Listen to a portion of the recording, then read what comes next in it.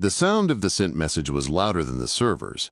It made a soft swoosh in my hand, but in that cold little server room, it felt like a gun going Take off. a look at these The figures. I fans think you'll hummed in find the in they racks addressed your around me, concerns regarding steady ROI. and loud, Perhaps, throwing but blue I'll need light to on the review the hard floor copies and before cold committing. air on the back of my neck. My thumb was still pressed to the glass screen when my brain finally caught up to what I had done. I had just texted my boss. Not a report, not a status update. A flirty message that was not meant for her at all. I pulled the phone back so fast the cord on my badge snapped against my chest. My name tag flipped over. I stared at the screen and felt my stomach drop. The message sat in the chat window, bright and clear. You looked incredible in that meeting today. Spent the whole time wondering if you are a whiskey or a wine on Friday nights. I was supposed to send that to my friend Jana, the bartender down the street. The woman I had been working up the nerve to ask out for 3 weeks. Instead, the name at the top of the screen said, Leah Hart, CEO, my boss, the woman whose name was on every paycheck I ever got, the woman who could end my contract with one short email, the woman I had met in person exactly 4 times, always in a room full of suits. For 3 seconds, my brain refused to believe it. Wrong chat. It has to be the wrong chat.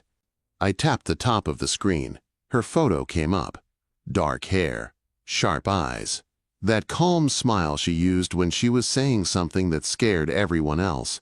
My throat went dry. I hit unsend with my thumb like my life depended on it. Too late. Read 11:19 p.m. Why was she even awake this late on a Friday? I sat back in the cheap rolling chair and stared at the metal floor. The server room felt smaller. The blue lights flickered on the racks, blinking steady like they did not care at all that I had just wrecked my career. I was 28 years old. I was good at what I did. I was also a contractor, not an employee. Contractors did not get second chances. Contract security guys who flirted with the CEO did not get fired in a loud way. They just stopped getting calls. I forced my hand to relax around the phone. When the panic started to rise, I did the only thing that ever worked for me. I ran my system. Breathe in for 4, hold for 2. Out slow. I did it again. In for 4, hold for 2. Out slow. My hand stopped shaking. The tight band around my chest loosened just enough that I could see the screen again. The message was still there under my name. My brain tried to sprint through options. Quit before she could fire me. Blame a friend. Act like my phone had been hacked. None of it would hold. Leah was smart. She built a tech company from nothing. She had lawyers. The phone buzzed in my hand. I flinched so hard the chair rolled back an inch. The screen lit up. Leah Hart. Whiskey. Neat. Another bubble popped up before I could breathe. Come up to 40. Bring 2 glasses. I stared at that line so long my eyes burned. The 40th floor was the executive level. Her floor. I had never been higher than 32, and that was only because a card reader had failed. My thumb hovered over the keyboard. Sorry, wrong person. Sorry, it was a joke. Sorry, I will wipe my own badge on the way out. Before I could type, another message arrived. That is the best mistake you ever made. I read it 3 times. Then I stood up, grabbed my badge, and went to find a pair of clean glasses. The elevator ride to 40 only took 45 seconds, but my heart made it feel longer. I watched the numbers climb. 12, 18, 25, 30. I counted them in my head to keep myself from thinking about what waited at the top. At 36, my pulse tried to jump. I pressed my thumb against the cool metal rail and went back to my breathing. In for 4. Hold for 2. Out slow. At 40, the doors slid open with a soft chime. The air on that floor felt different, warmer. It smelled like leather and some kind of expensive cleaning product. The carpet was thick enough that my boots did not make a sound. The open area was empty. The screens on the walls showed the company logo and a slow pulse of blue. Down the hall, a single office door stood half open. Light spilled onto the carpet in a soft rectangle. Her office. I walked down the hallway, holding the 2 empty lowball glasses like a shield. I knocked once on the frame and pushed the door open. Leah stood by the floor-to-ceiling windows, the whole city laid out behind her in winter lights. She wore a black blouse with the sleeves rolled to her elbows and dark pants. Her hair was down, softer than the tight knot she wore in meetings. She turned her head when she heard me. Her eyes moved from my boots to my hoodie to the glasses in my hand. Something like amusement flickered in her face. "You actually brought them," she said. "You told me to," I said. My voice sounded steady. That surprised me. "Good," she said. "No apology speech, no begging. I like that." There was already a bottle on the small table by the sofa. She took one of the glasses from my hand, poured a neat shot into it, then filled the second and slid it toward me. "Whiskey," she said. "Neat." I wrapped my fingers around the glass. I did not drink yet. About the text. I started. "It was a mistake," she said. A hard knot formed in my stomach. "Yes." "I am sorry. It was for someone else. I will pack up after my shift. You do not have to worry about the board. You can say you let me go." Her mouth curved a little. "I said it was a mistake," she said. "I did not say it was a bad one." That stopped me. She took a slow sip, eyes on me over the rim of the glass. "Sit, Noah," she said. "You are vibrating." I sat on the edge of the leather sofa, my tool bag at my feet like a loyal dog. The city glowed beyond the glass wall. The servers hummed somewhere far below us. In that room, it was just the two of us and the quiet. "You look like you came straight out of the walls," she said, tipping her chin at my hoodie and worn jeans. "Sometimes I do," I said. "There is cable above your head. Someone has to pull it." "Is that a metaphor?" she asked. "No. I started in physical security, cameras, sensors, doors.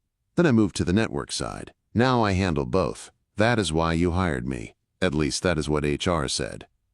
She studied me with that CEO gaze that made grown managers tremble. It felt like she was pulling my thoughts apart to see how they worked. "You like to be where no one is looking," she said. "I like to be where the problem is," I said. "You do not call me when things are calm." Her eyes softened for just a second. Then they sharpened again.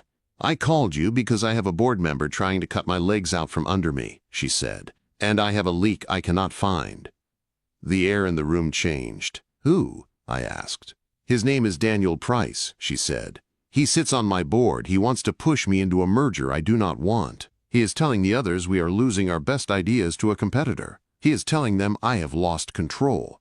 "Have you?" I asked. Her jaw tightened. "No," she said. "Someone is stealing from us. That part is real. But he wants to use it to take my company." I leaned forward, elbows on my knees, the whiskey untouched in my hand. "What do you want from me?" I asked.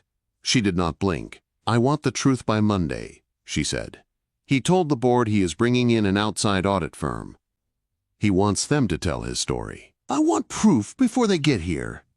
I looked at her, at the stress lines near her eyes, at the drive in her shoulders, at the woman who sent me a text saying my biggest career screw-up was also the best mistake I ever made. "You know I work for you," I said, "not for him." "I know," she said. "Then I am in," I said. Her eyes held mine. A slow, real smile touched her mouth. "Good," she said. "Because when I read your text tonight, I had two choices. Fire you for crossing a line, or find out if you are as brave off the server floor as you are on it." She lifted her glass. "To mistakes," she said. I raised mine, heart beating hard in my chest. "To the best one," I said. The whiskey burned warm down my throat. Outside, the city lights winked. Inside, my life shifted on its tracks, and I knew nothing would be simple again. Monday did not start in the server room. It started in the hallway outside the boardroom. I was on a ladder near the ceiling, pretending to adjust a motion sensor. My badge still said security contractor in small, neat letters. I kept my head down and my ears open. The boardroom door stood half open. Voices slipped out into the hall. I knew one of them right away. Leah. Calm, low, tired. The other voice was sharper, male, confident, in a way that felt like a knife. "Numbers do not lie, Leah," he said. "We are bleeding ideas to a competitor. The board is nervous."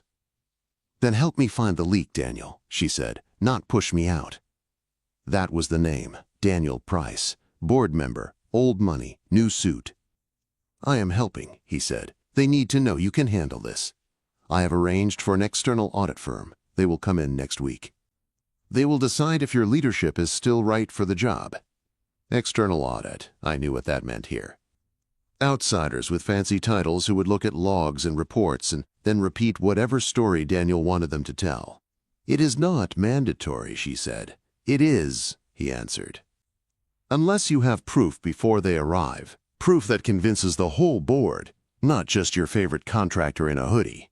His tone on that last word made my jaw tighten. Contractor, hoodie, the way people said it when they meant replaceable. Leah did not snap. She did not plead. You will have my answer at the board session, she said. You will not have a choice, he replied.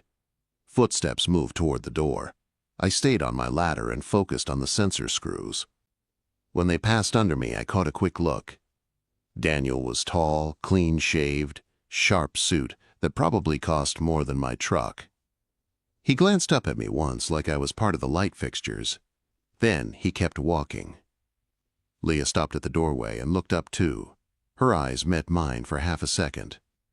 I saw anger under the calm. I saw fear under the anger. Then she masked it again and walked toward the elevators. 2 hours later, she texted me, 40. Now. Her office door was closed this time. I knocked. Come in, she said. The lights were dimmer. Her jacket was off. She sat at the small conference table in her office, laptop open, papers spread around her like a paper wall. Sit, she said. I sat across from her, hands flat on the table. I did not reach for my phone. I did not reach for her. I waited. Daniel is not wrong about one thing, she said. We are losing something. Code, designs, product plans. Someone inside is feeding a competitor. I can feel it. I can see traces. But legal says they do not have a clean case yet. So he wants to use that to push you out, I said. She nodded once. He wants to walk into that boardroom with a story that says I am emotional and careless. That I picked the wrong people. That I flirt with contractors in hoodies instead of protecting our assets. Her eyes held mine on that last line. She was not joking. I took a breath. Then we give him a different story, I said. One with proof.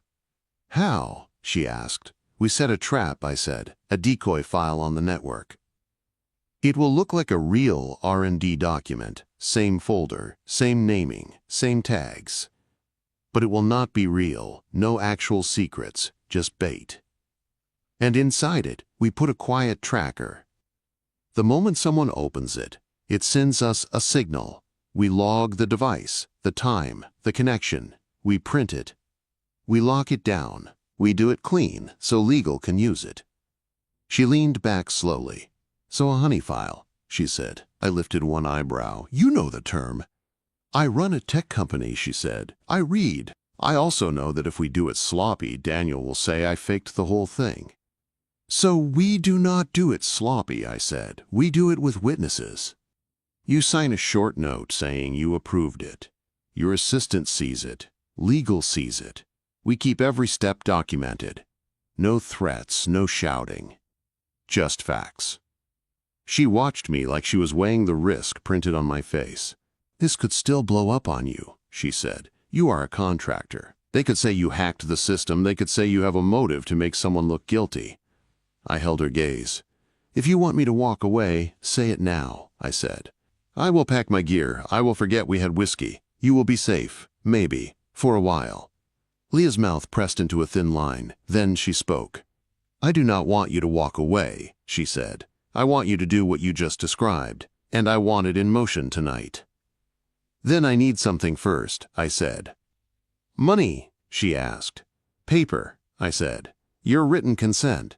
A short email from your account to mine. Just one line. Noah is authorized to deploy a monitored decoy file on my network to investigate internal leaks. Copy legal.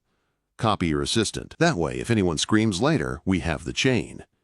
She grabbed her laptop, typed fast, and hit send. My phone buzzed a second later. Her name at the top. Her words on the screen. "There," she said. "You have it." "Good," I said. "Then we start now." The next few hours were work. Not shiny, movie work. Quiet, careful steps. We sat side by side at her secure terminal. I built the decoy file from scratch. The contents looked like real design notes. I used old, harmless code snippets that were already open source. I added a title that any thief would love. Next-Gen Engine Concept. Confidential. Leah watched my fingers move. "You are fast," she said. "I am careful," I answered. Fast comes after careful. I set the tracking inside the file. Simple, legal, nothing sneaky that would get thrown out later. Then I placed it in a folder where only a small group of senior people had access.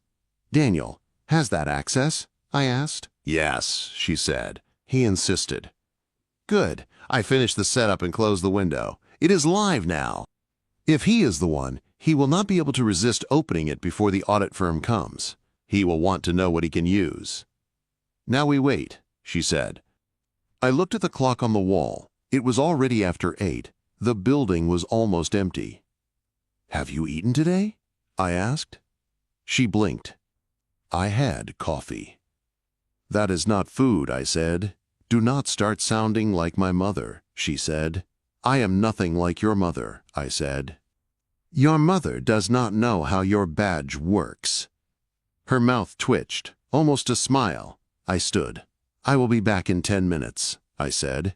She frowned. "Noah, we have work."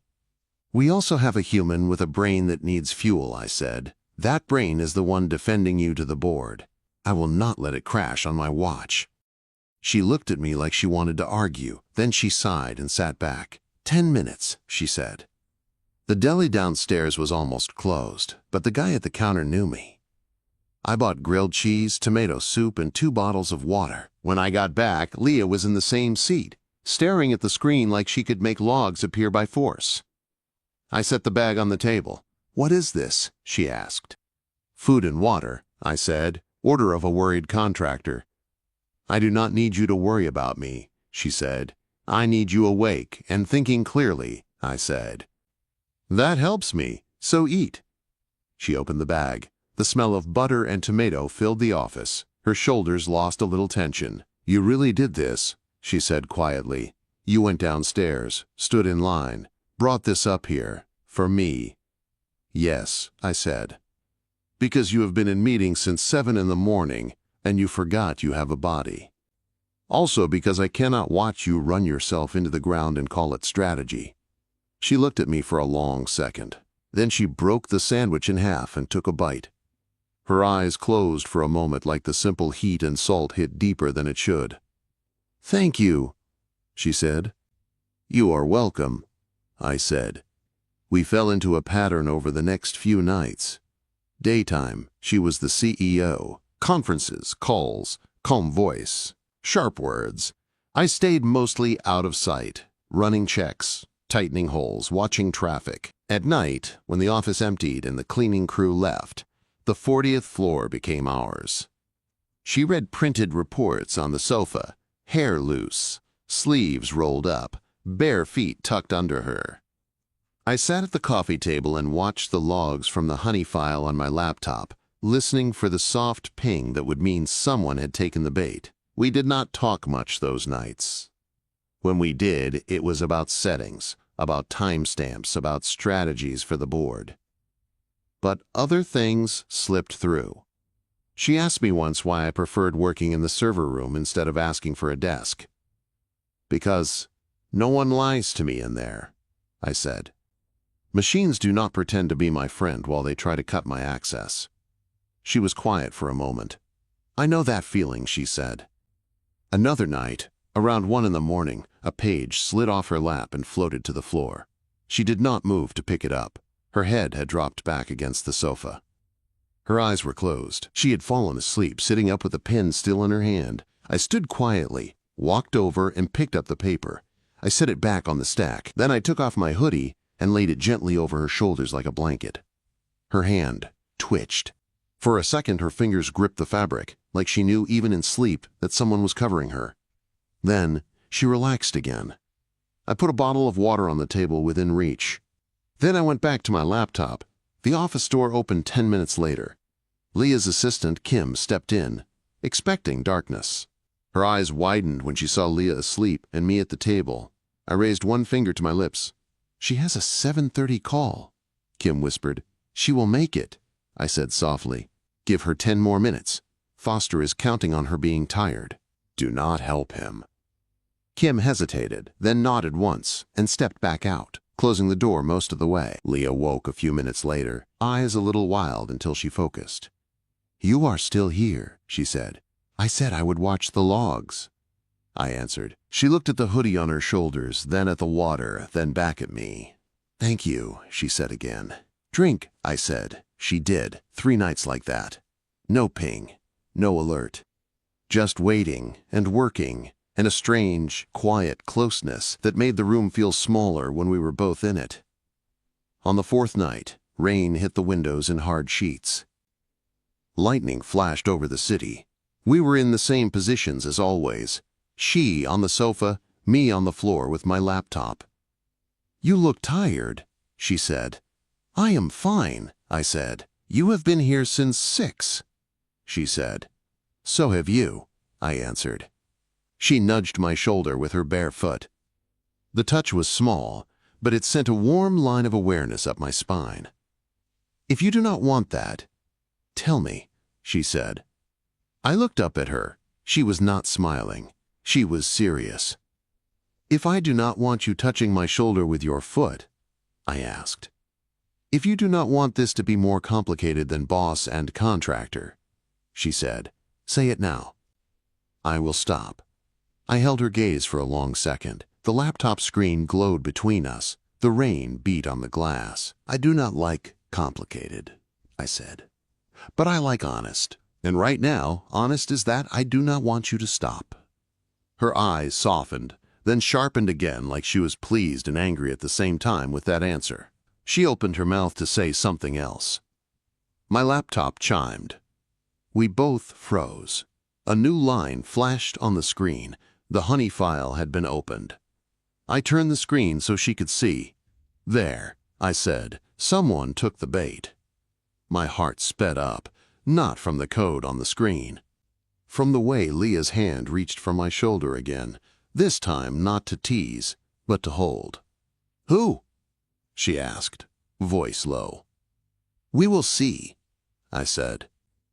And for the first time since I sent that text by mistake, I felt like maybe this whole thing was bigger than a mistake.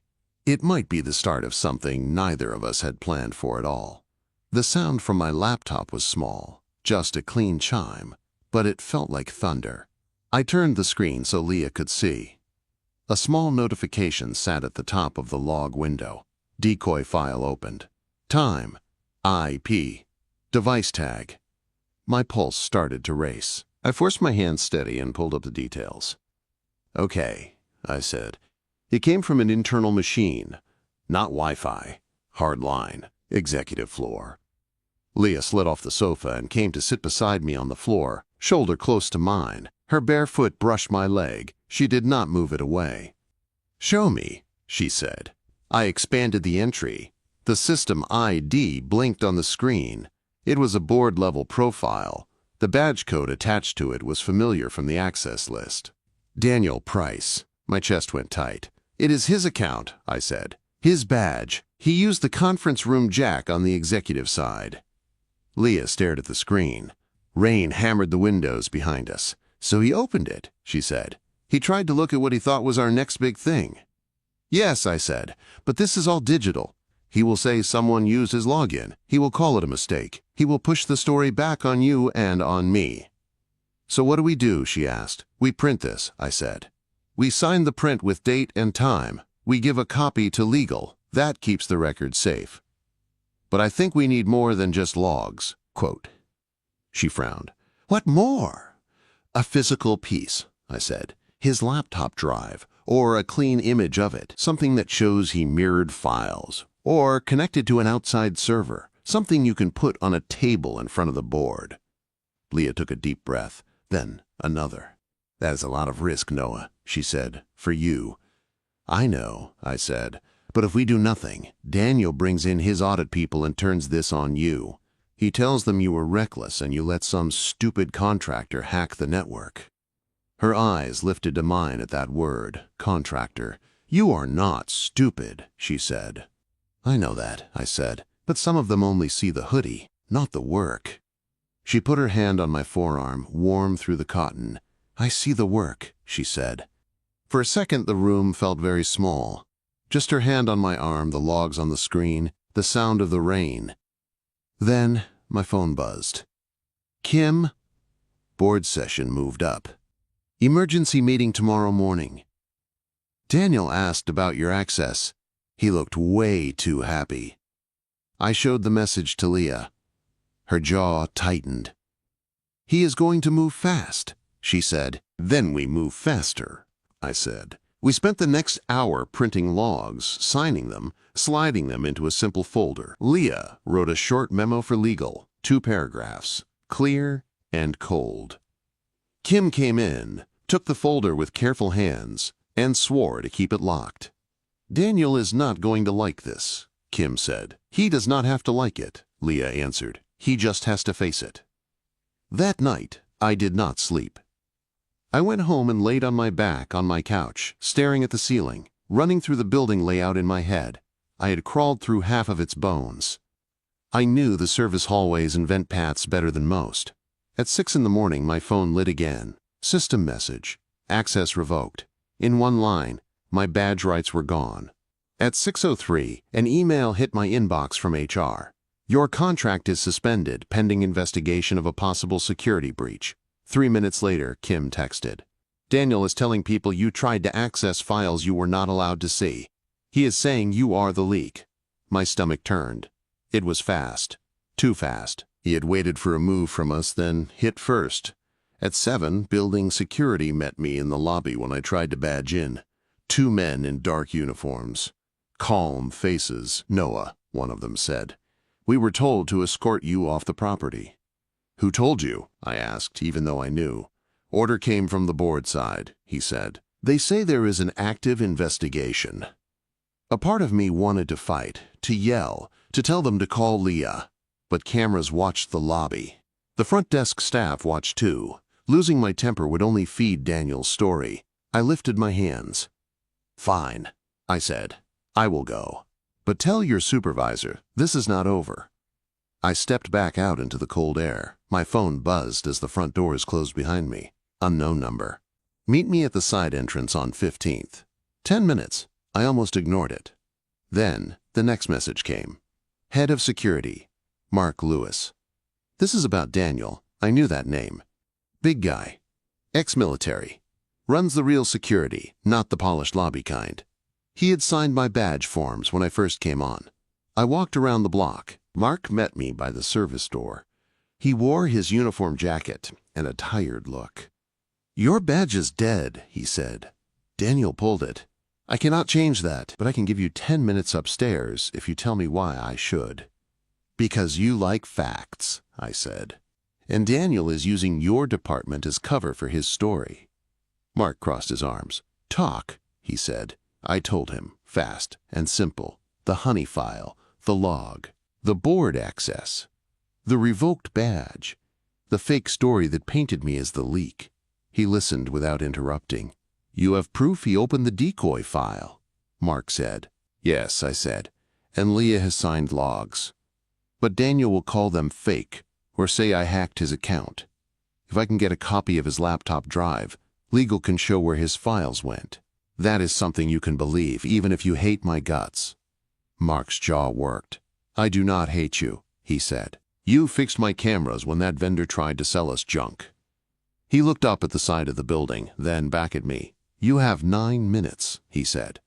"I can loop a camera in one service hall. Anything more than that, and I cannot cover for you." "Which hall?" I asked. "Executive floor service corridor," he said, "where the board suites are. If you get caught in there, I do not know you." "Fair," I said. He opened the service door with his own badge and let me in. Inside, the building felt different.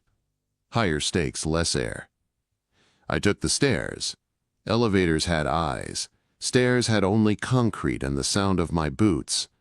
I climbed fast but steady, counting floors under my breath. 20. 25. 32. 38. At 40, I stopped and forced my breath under control. My legs burned, my heart hammered. I could not go into this shaking. In for 4. Hold for 2. Out slow.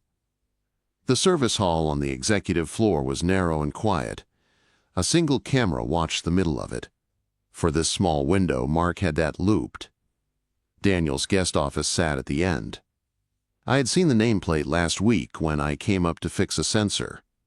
The door was locked. That was good. An unlocked door would have been too easy. Easy meant a setup. I did not go for the handle. Instead, I popped a low-access panel on the wall across from the office. Behind it, a short metal crawl space ran above the suites.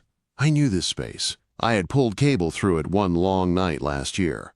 I slid inside, dragging my tool bag with me, and let the panel fall mostly back into place.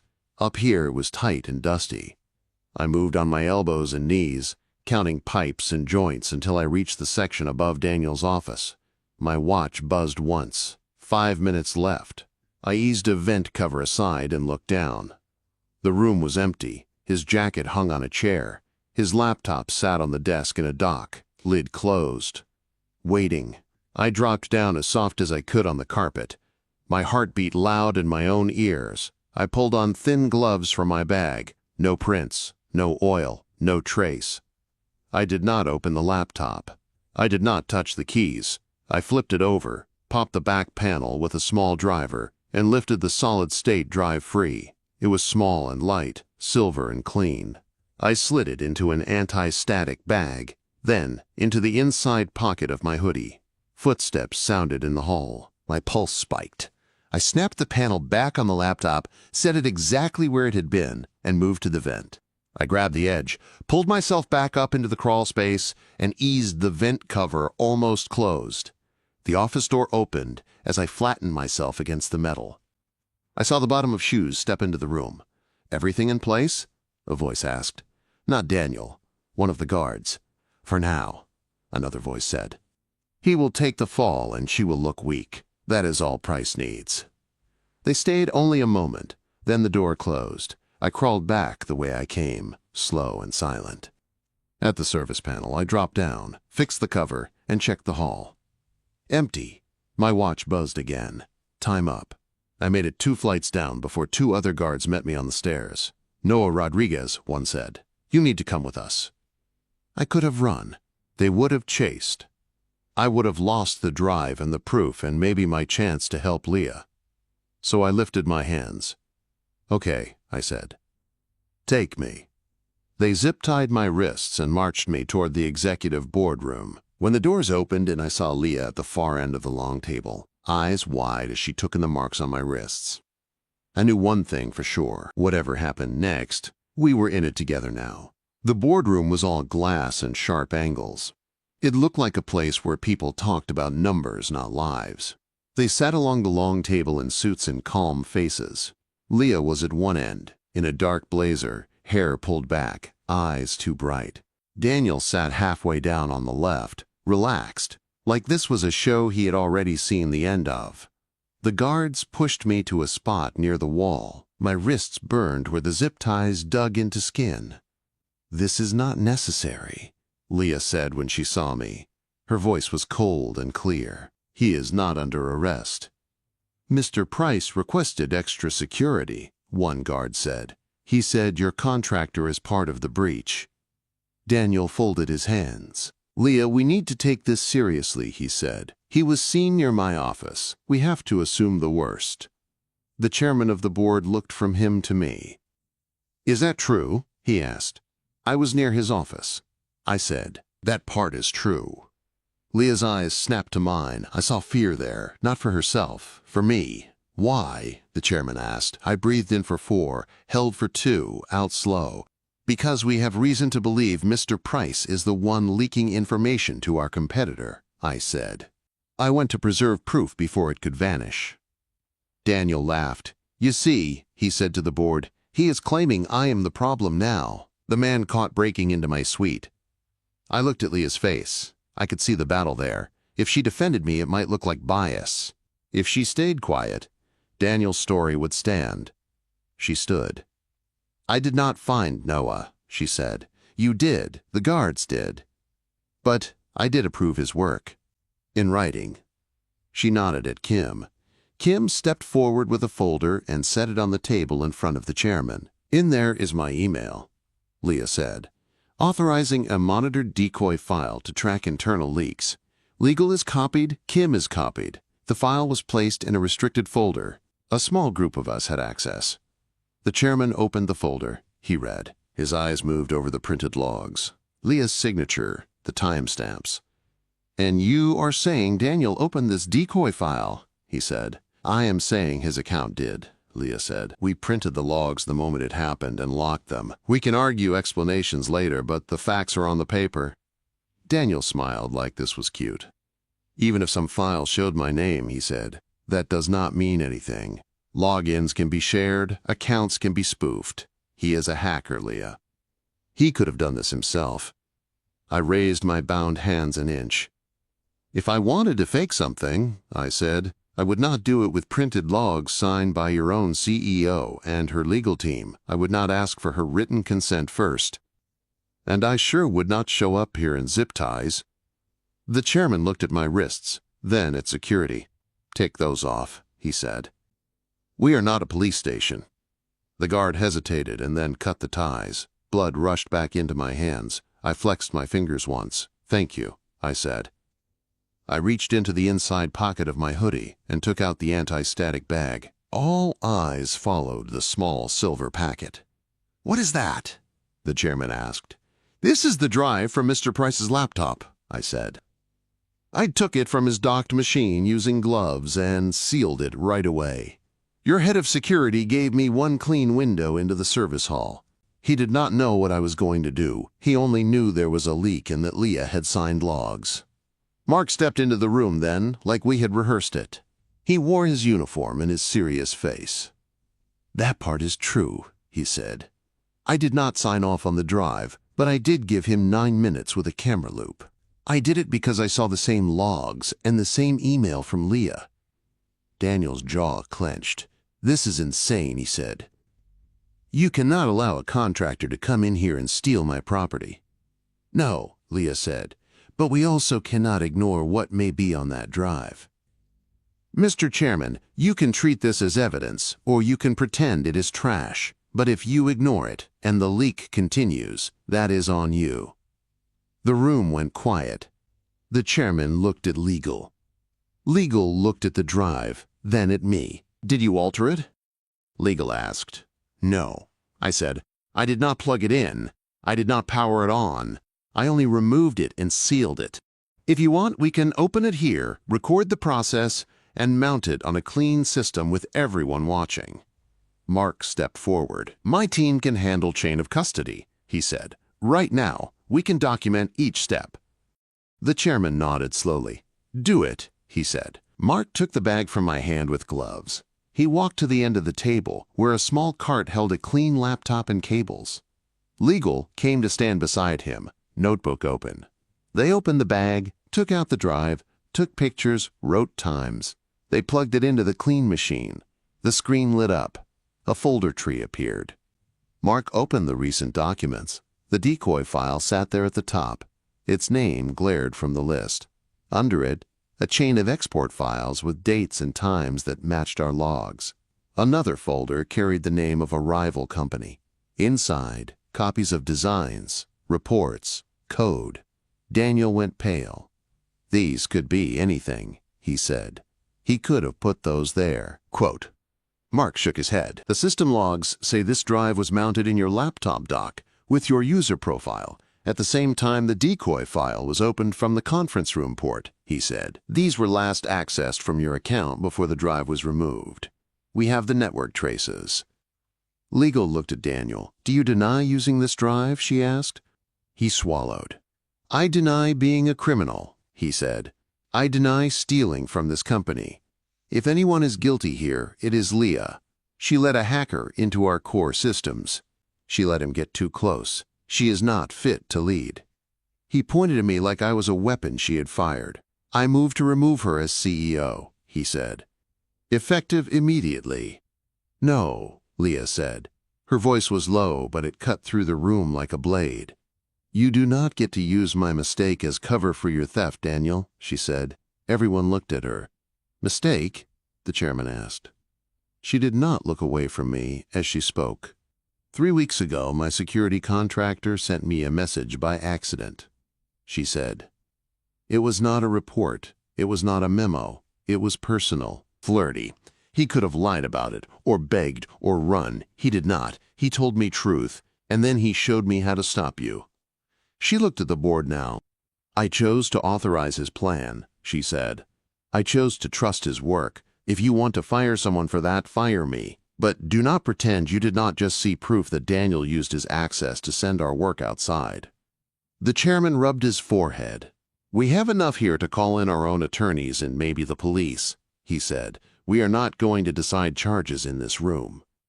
He looked at Daniel. "But we can decide whether we trust you," he added. They made him step out of the room while they voted. The glass doors closed behind him with a soft click. Those 10 minutes felt longer than any elevator ride. Leah stayed standing at the end of the table. I stayed near the wall, hands throbbing, fighting the urge to go to her. She glanced at me once. There was worry in her face now, mixed with something else. Pride. And something warmer I did not dare name yet. The doors opened again. Daniel came back in. He tried to look calm. He failed. "We have reviewed the evidence," the chairman said. "Effective today, you are removed from the board pending a full investigation. Security will escort you out. Your access is revoked." Daniel stared at him, then at Leah. "You did this," he said. "No," she said. "You did." Mark stepped to Daniel's side. For the first time, Daniel looked small. He tried to stare me down as he passed. "You think this will save you," he said under his breath. I did not answer. I did not have to. The board members were not looking at him anymore. They were looking at Leah. When he was gone, the chairman turned back to her. "We will need to manage this with investors," he said. "This is serious." "I know," she said. "You are staying," he added. "We will not be changing leadership in the middle of this. Not after what we just saw." Some of the tension left Leah's shoulders. She nodded once. The meeting broke up slowly. People filed out with low voices and worried faces. Legal took the drive and the logs. Mark followed them. Soon it was just us and Kim in the big room. Kim gave Leah a long look and a small smile. "That was the best board meeting I have ever sat through," she said. "I am going to go handle the PR side before someone tweets something insane." She left, closing the door behind her. Silence filled the space between me and Leah. I stood there, unsure if I should speak first. I was still in my hoodie. My wrists were red. My badge was dead. In theory, I did not even work here anymore. Leah walked down the length of the table toward me. She stopped close enough that I could see the fine lines of tiredness around her eyes. "You took my drive," she said. "I took Daniel's," I said. "You broke into an office to do it," she said. "Yes," I said. "I did. It was a risk. I will take whatever fallout you need to hand me. If you have to say you fired me, do it. Tell them I went rogue. I will understand." She studied my face like she was checking for cracks. "You really think I would throw you under the bus after what you just did?" she asked. "I think it would make your life easier," I said. She stepped closer. Her hand lifted, then hovered near my cheek. She did not touch yet. "My life is not supposed to be easy," she said. "It is supposed to be mine." Then she did touch.